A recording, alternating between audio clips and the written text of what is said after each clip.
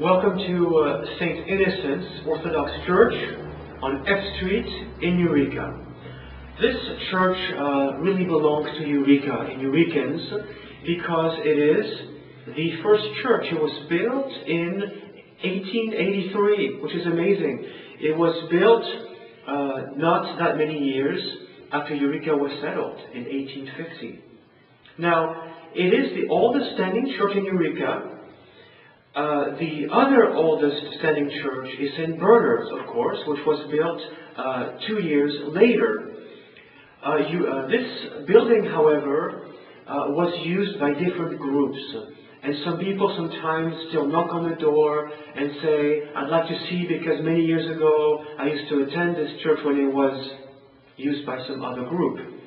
And this is also a church that has almost died twice. It was condemned to be destroyed, and it was rescued. And today, as you will see, it is a beautiful monument to perseverance and to the love that we have for our old buildings here in Eureka.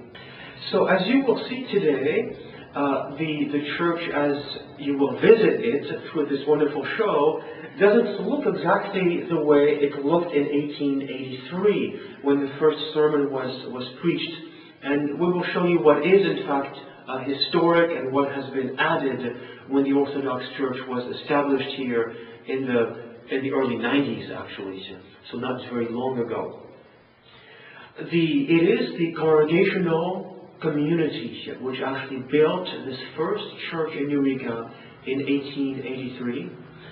And it so happens that the church was not used very successfully because it was then transferred to the Presbyterian community, and during World War II it fell in complete disuse because these groups went elsewhere and they left the building abandoned. At the end of the war, in 1947, this building was said to be destroyed by the city. It was condemned. And it was only by a bit of a miracle that some people showed up and said, we would like to buy it, please don't destroy it. So in 1847 we have pictures of this church with grass growing, and people said we're going to buy it. And there were a group of Christians called Apostolic Faith. And if you drive around Eureka, you will see a beautiful red brick building, which is now their meeting place. But this was actually the Apostolic Faith Church between 1947 and 1975. What's interesting and amazing is that there's some people who remember growing up and getting married in this building when it was owned by the Apostolic Faith group. In fact, I met a lady whose father personally dug the underground area, which turned out to be enormous work. It was sack after sack of dirt, and in fact when they dug, they discovered there was a spring down there. So there's pumps that are always extracting water to prevent it from flooding. So lots of memories in this very ancient building. I am now turning to the east, which is in fact where the Orthodox Church, when it purchased the building, placed its sanctuary. And here I should explain that between 1947 and 1975, this was owned by the Apostolic Faith, that Caltrans bought this building from them, basically to build a highway and to destroy this building. However, after many years, the building had been sometimes rented out, was in disrepair, and they were not going to build a highway after all. And so they sold this beautiful historic building to the highest bidder, which happened to be the Orthodox little group at the time in Eureka. And so we had to basically rebuild everything, paint the walls, redo the flooring, and here build what we call the sanctuary or iconostasis. In our tradition, which sometimes is called Greek Oriental, which comes from the Middle East, from Jerusalem, from Greece, we always pray facing east. And it so happens that this building is perfectly aligned to the east. And so when we have a prayer service, which is candlelit at sunset, the sun is setting right through those windows, and the light shines beautifully, perfectly on the doors, and it is quite a sight to enjoy. So we really enjoy inviting people to come to see the sunset inside St. Innocent's. Right through those windows, and those windows have a particular texture which makes the light even more beautiful.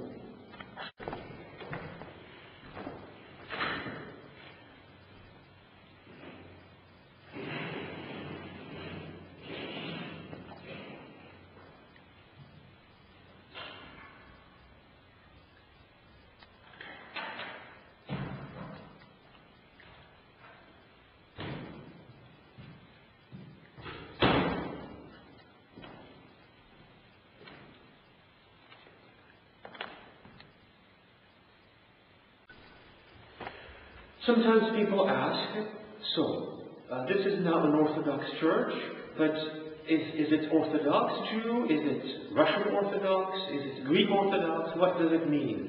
And I think the short answer is that in America we are simply Orthodox Christians.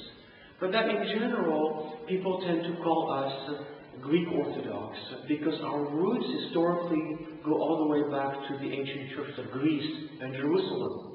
But historically, it is true that Orthodox Christians came to California before everybody else.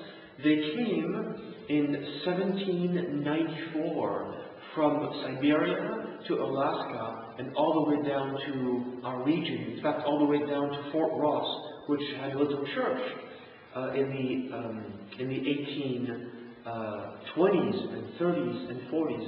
In fact, this church is now called St. Innocent's. And people say, what Innocents?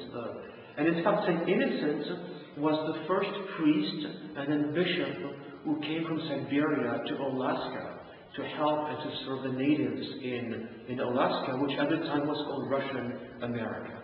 So it's okay to call us just Orthodox, or Greek Orthodox, or Russian Orthodox. It is all the same church. Now, this wall of icons is called the iconostasis, and you will find an exact wall like this in every Orthodox church around the world, from Uganda to Greece to Syria to Eureka.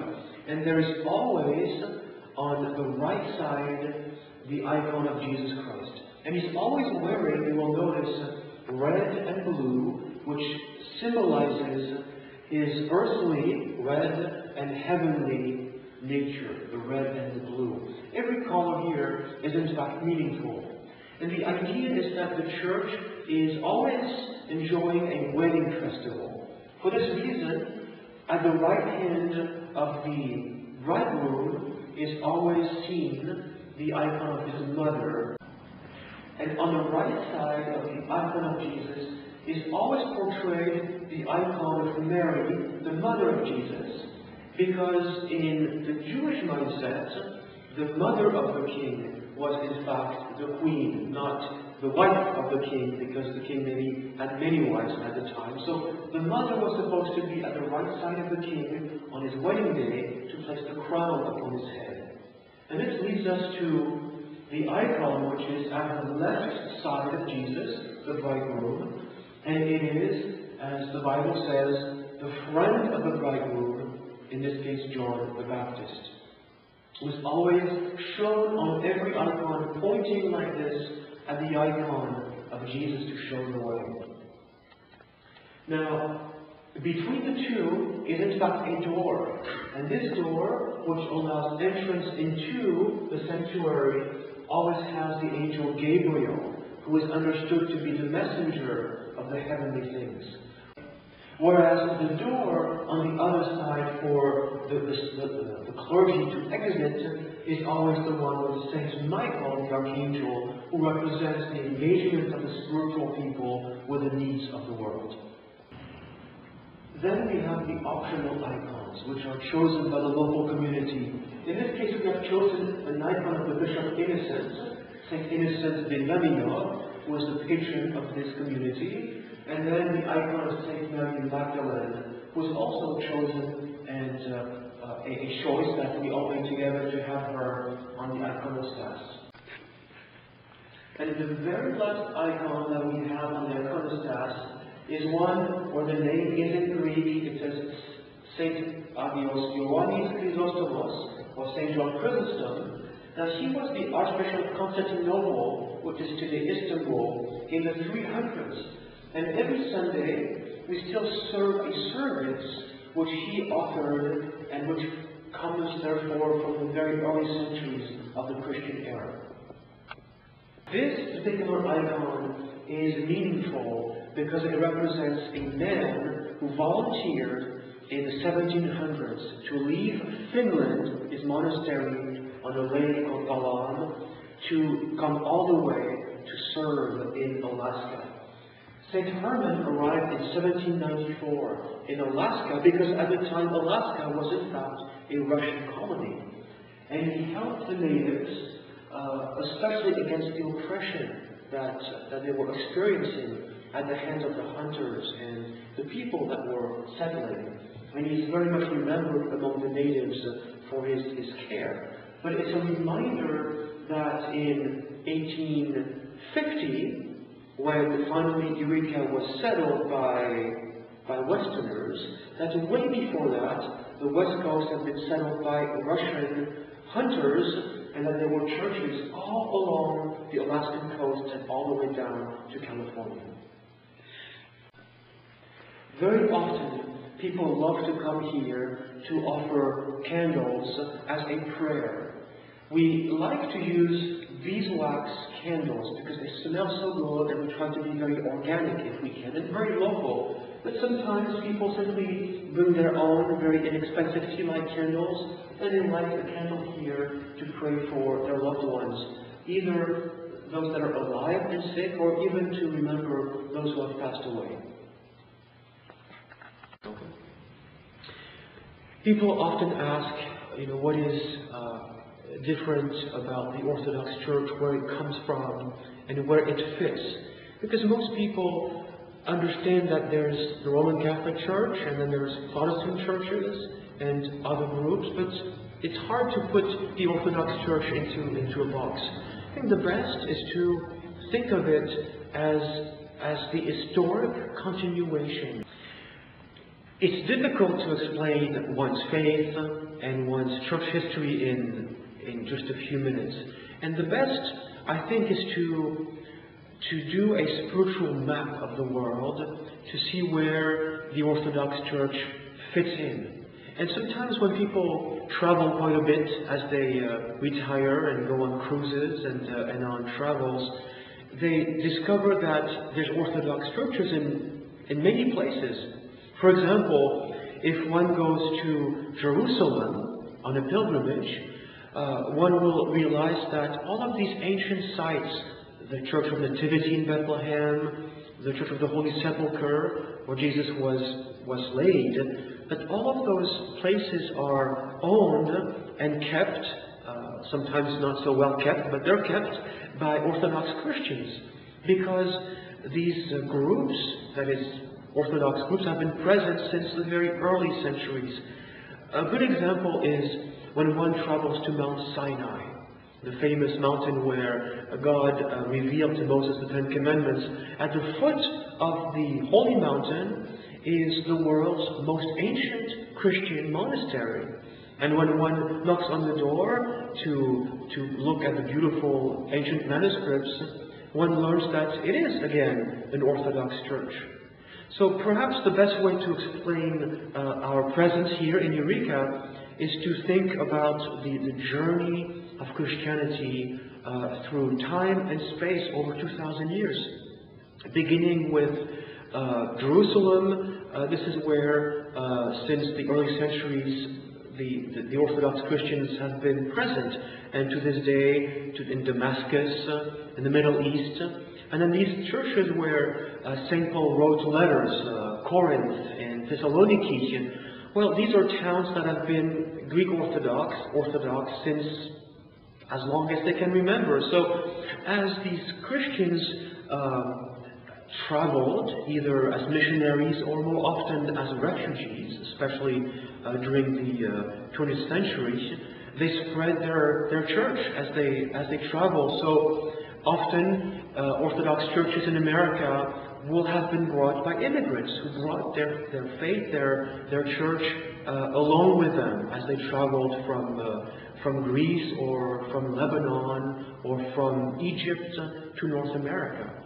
So you have this large family of Orthodox churches that exist in Jerusalem, in Turkey, in Greece, in Egypt, in Russia, of course, in Romania, and all of them together form the Orthodox Church.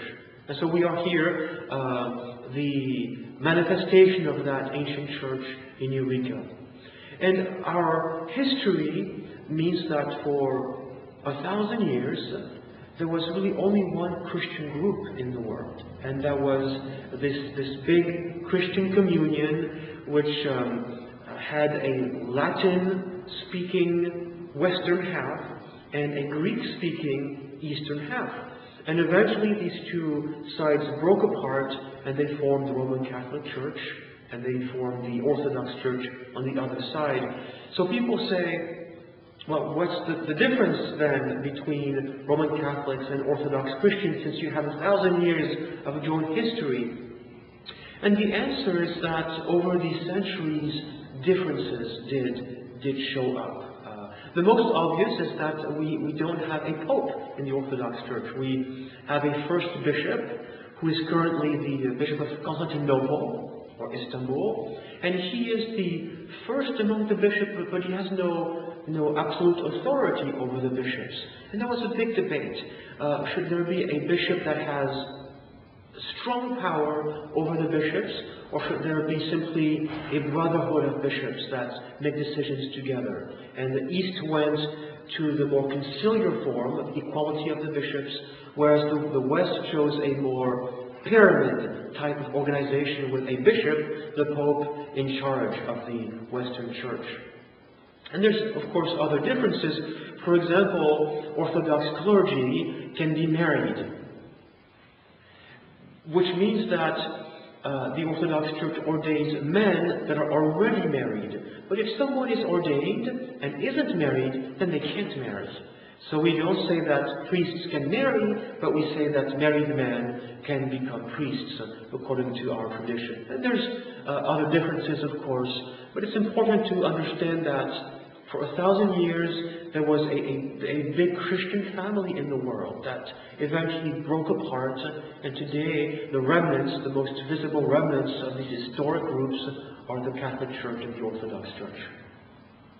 It is now a little bit dark because we are, in fact, in the winter time. It's just about 5 p.m. and we're about to pray in a service called Vespers. Vespers is actually a reminder that Orthodox Christians have inherited from the Jews the calendar of the year and of the day, which means that for us the day ends at sunset and starts at sunset. So often Orthodox Christians pray around 5 or 6 p.m. when the sun sets to end the day in prayer and to start the day in prayer. And this particular service has its roots in the ancient Jewish ritual of lighting the lamps at sunset. And at that time, when the Jewish Christians of the very early centuries wanted to blend their Jewish roots and their Christian faith, they composed a song which is the oldest Christian song known to us to this very day, and it is called O Joyful Light of the Holy Glory. And it's often sung when the lights are either made brighter or become lit to mark the transition of the day from the old day to the new day. So welcome to Vespers.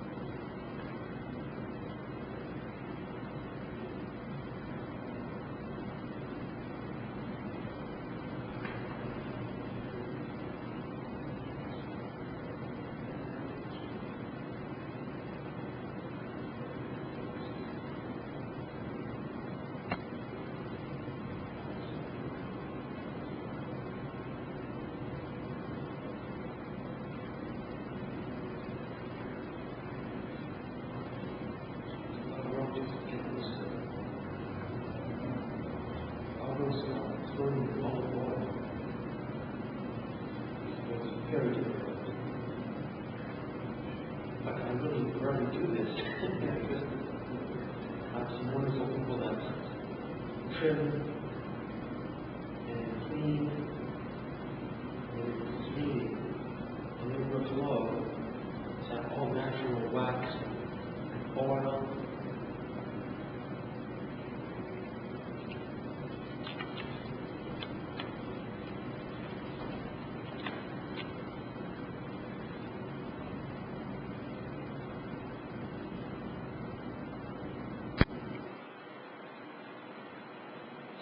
Children to do the candles. So I'm going to light one and I'll let the children do the rest.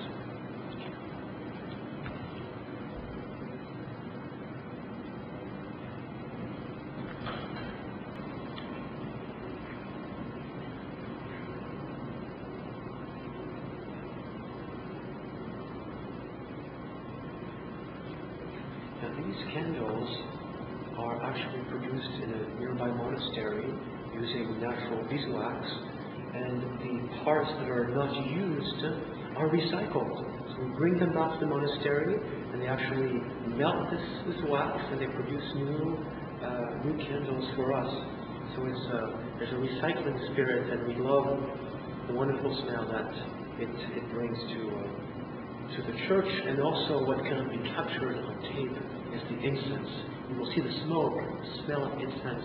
It's a big part for us of experiencing worship with our five senses.